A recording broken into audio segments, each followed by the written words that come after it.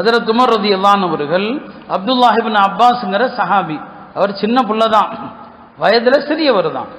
ஹஜ்ரத் Umar ரலியல்லாஹு அன்ஹு அவர்கள் அப்துல்லாஹ் இப்னு அப்பாஸ் அவர்களை தனக்கு ரொம்ப நெருக்கமாக வச்சிருந்தாங்க, ரொம்ப பக்கத்தில் வச்சிருந்தாங்க. இப்போ ஹலீஃபாவுக்கு நெருக்கத்தில் இருக்கிறார் இல்லையா, அதனால அவங்களுடைய தந்தை ஹஜ்ரத் அப்பாஸ் பெருமானாருடைய சாச்சா இருக்கிறாங்களே, அவங்க மகனை கூப்பிட்டு சொன்னாங்க, மகனே ஹலீஃபாவுக்கு நெருக்கத்தில் இருக்கிற, ஹலீஃபாவுக்கு பக்கத்தில் இருக்கிற, எல்லாருக்கும் இத்தகைய வாய்ப்புகள் கிடைக்காது, உனக்கு நான் 3 வசியத்து செய்கிறேன், இந்த வசியத்துகளை நீ விட்டுறக்கூடாதுன்னு சொன்னான். முதலாவது, எந்த காரணத்தை கொண்டும் பொய் சொல்லிடாத, அவருடைய பார்வையில் நீ விழுந்து விடுவாய், முடிஞ்சு. பொய் சொல்லிட்ட, உன் மேலே அவர் வச்சிருக்கிற மதிப்பு எல்லாம் தவிடுபடி ஆயிடும், அதனால ஒரு நாளும் அவர்கிட்ட பொய் சொல்லிடாத. 2வது விஷயம் சொன்னாங்க, அவருடைய எந்த ரகசியத்தையும் வெளியில் யார்ட்டையும் பேசிடாத. நம்ம ஒரு ஆள் கூட நெருக்கத்தில் இருந்தா, எப்பேற்பட்டவங்களா இருந்தாலும் சில விஷயங்கள் என்ன எப்படி இருக்கிறாரு அப்படின்னு தோணும். பெரிய ஆலிமா இருக்கட்டும், பெரிய ஷேഖா இருக்கட்டும், பக்கத்தில் இருந்தீங்கன்னா சில விஷயங்கள் குறை மாதிரி தெரியும். சொன்னாங்க, அவங்களுடைய எந்த ரகசியத்தையும் வெளியில சொல்லாதேன்னு சொன்னாங்க. 3வது சொன்னாங்க, மகனே யாரை பத்தி அவர்கிட்ட புறம் பேசிடாதேன்னு சொன்னாங்க. இப்போ வசியத்துகள்ங்கிறது வாழும் காலத்தில் தன்னுடைய பிள்ளைகளுக்கு, மாணவர்களுக்கு தாம் விரும்புகிற அறிவுரைகளை செய்வது கூட வசியத்து தான், அதையும் வசியத்து என்று சொல்லுவாங்க. கல்யாணம் ஆகிற போகிற பெண்ணுக்கு வசியத் பண்றது, மாப்பிள்ளைக்கு வசியத் பண்றது, அந்த காலத்தில் அப்படிலாம் செய்வாங்க. மணப்பெண்ணுக்கு சொல்லி கொடுப்பாங்க, மகளே உனக்கு வசியத்து செய்கிறேன். வசியத்துங்கிறது ஒரு விரிவான பொருள் கொண்டது என்பதை நாம புரியணும். அதில் குறிப்பாக மரண நேர விருப்பங்கள் என்று இருக்குது.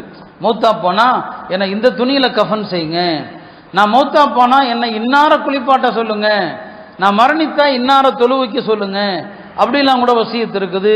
சஹாபாக்கள் அப்படியும் வசியத் பண்ணாங்க.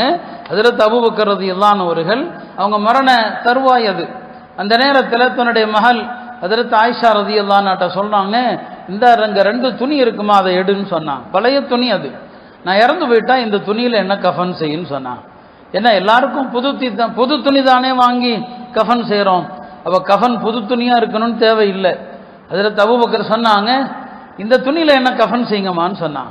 இல்லை, ஏன் புது துணி வேண்டாமான்னு சொல்லி, புது துணி உடுத்துறதுக்கு உயிரோடு இருக்கிறவன் தான் தகுதியானவன். யார் உசுரோடு இருக்கிறானோ அவனுக்கு தான் புது துணி, மண்ணுக்கு போறவனுக்கு எதுக்கு புது துணின்னு சொன்னான். இது மண்ணுக்கு போற உடம்பு, இந்த உடம்புக்கு எதுக்குமா புது துணி? இந்த ஆடையில நான் நிறைய வணக்கங்கள் புரிஞ்சிருக்கிறேன், நிறைய நல்லறங்கள் செஞ்சிருக்கிறேன், அதுல என்ன அடக்குன்னு சொன்னாங்க. அந்த காலத்தில் அப்படிதான், புது துணி வாங்க மாட்டாங்க. அவருக்கு எந்த துணி திருப்தியா இருக்குதோ அதுல கஃன் செய்ய சொல்லுவாங்க. சில சஹாபாக்கள் பத்ர்ல கலந்து கொண்ட ஆடையை வச்சிருந்தாங்க, இந்த ஆடையில கஃன் பண்ணுங்க அப்படின்னு சொன்னான். அப்ப இது ஒரு வசியத்து, இந்த மாதிரி என்னை இப்படி கஃன் செய்யுங்க அப்படின்னு சொல்றது. அதே மாதிரிதான் சில நேரங்கள்ல இறக்குற நேரத்துல தன்னை யார் குளிப்பாட்டணுங்கிற வசியத்து செய்யறது இருக்குது. அபூபக்கர் ரலியல்லாஹு அவர்கள் வசியத் பண்ணாங்க, நான் இறந்தா என் மனைவியே என்ன குளிப்பாட்டட்டும்னு சொல்லி. கணவனை மனைவி குளிப்பாட்டலாம், அதுல கருத்து வேறுபாடு இல்லை. மனைவியை கணவன் குளிப்பாட்டலாமா, அதுல தான் கருத்து வேறுபாடு இருக்குது.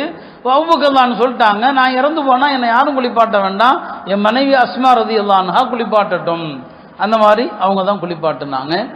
அனஸ் ரலியல்லாஹு அன்ஹு அவர்கள் அவங்க மரணிக்கிற நேரத்தில் யாரை குளிப்பாட்ட சொல்றாங்க? அவங்களுடைய மாணவர், ஒரு பெரிய தாபிஇ, கனவுக்கு விளக்கம் சொல்றவர் அல்லாமா முஹம்மத் பின் சிரீன் சொன்னாங்க, நான் மூத்தா போனா முஹம்மத் பின் சிரீனை குளிப்பாட்ட சொல்லுங்க.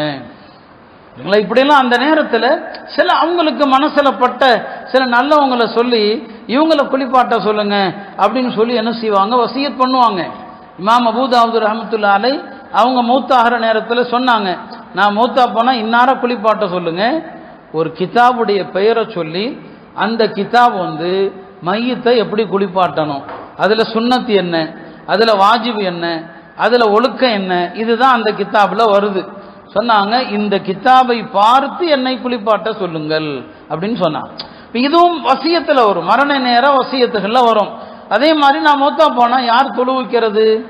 மரணித்தவருக்கு தொழு வைக்கிறதுக்கு சில இமாம்கள் கருத்து, மையத்தினுடைய வலி யாரோ அவர் தொழு வைக்கணும். சில இமாம்கள்கிட்ட மஹல்லா இமாம் யாரோ அவர் தொழு வைக்கிறது நல்லது. இதெல்லாம் விட அவரே சொல்லிட்டு போறார், நான் மூத்தா போனா இன்னார தொழு வைக்க சொல்லுங்க. இப்போ ஹஜ்ரத் அபூபக்கர் சொன்னாங்க, நான் மரணித்தா உமரை தொழு வைக்க சொல்லுங்கன்னு சொன்னாங்க.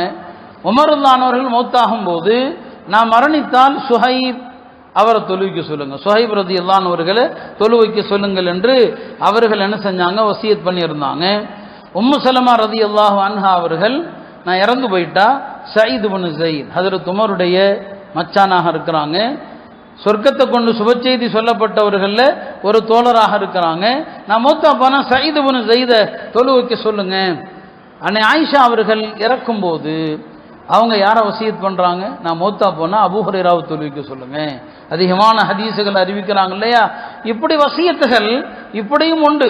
தனக்கு பிறகு தன்னுடைய இறுதி காரியங்களை யார் செய்யட்டும், அவங்க பார்வையில் யாரை ரொம்ப நல்லவங்க நினைக்கிறாங்களோ அவங்க குளிப்பாட்டட்டும், அவங்க எனக்கு தொழுவிக்கட்டும் அப்படிங்கிற வசியத்துகள் எல்லாம் சஹாபாக்கள்கிட்ட இருந்துச்சு. இப்னு மஸ்ஊத் அவங்க நான் மௌத்தா போனா ஜுபைர் இப்னுல் அவ்வாம தொழுவிக்க சொல்லுங்க. இது எதை காட்டுதுங்கிறத நீங்க பார்க்கணும். இது நீங்க சாதாரணமாக கடந்து போற விஷயம் அல்ல. ஒரு மனிதன் தன்னுடைய மௌத்தை பத்தி கவலைப்படுறான், நான் மௌத்தானா எனக்கு யார் யார் இறுதி காரியங்களை செய்யணும். இன்னைக்கு உலகத்தினுடைய எல்லா விஷயங்களுக்கும் ஏற்பாடு பண்றோம், மற்ற எல்லாத்துக்கும் ஏற்பாடு பண்றோம். நான் மரணித்தால் என்னை எப்படி குளிப்பாட்டணும், நான் மரணித்தால் என்னை எப்படி கஃன் செய்யணும், இதை பத்தி நமக்கு அந்த அக்கறை இல்லை. என்ன அதை பத்தி ஒரு பயம், மரணம் அப்படின்னாலே பயம், பயந்தாலும் பயப்படாவிட்டாலும் அது வரக்கூடிய நேரத்தில் வரும். அந்த சஹாபாக்கள் அந்த சிந்தனை அவங்கள்ட்ட எப்போதுமே ஓடும். அதனால தாம் வாழுகிற காலத்தில் எப்பா என்னுடைய மரணத்துக்கு பிறகு இதெல்லாம் இப்படி இப்படி செய்யுங்க அப்படின்னு அந்த தோழர்கள் சொல்லி வச்சுட்டு போனான். அருமையானவர்களை இப்படி வசியத் என்பது ஏராளமாக இருக்குது.